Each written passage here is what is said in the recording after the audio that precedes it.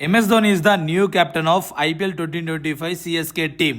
మీరు విన్నది నిజమే, రుతురాజ్ గైక్వాడ్ కదా కెప్టెన్ అని మీకు అనిపించవచ్చు.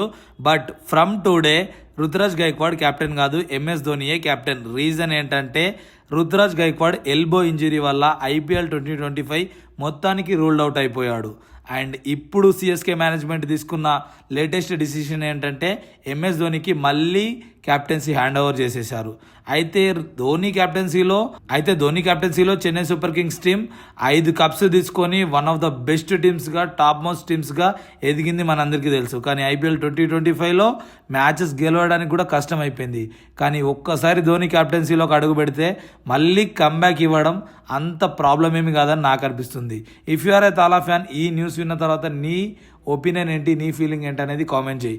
ప్రతి ఒక్క తాలా ఫ్యాన్కి ఈ వీడియో షేర్ అయ్యేలా పాస్ చేయి. అండ్ మీ ఫీలింగ్ ఏంటి రైట్ నౌ అనేది కామెంట్ చేయండి. ఇలాంటి లేటెస్ట్ అప్డేట్స్ కోసం, ఫాస్ట్ ఇన్ఫర్మేషన్ కోసం ఫాలో క్రికెట్ బస్ తెలుగు.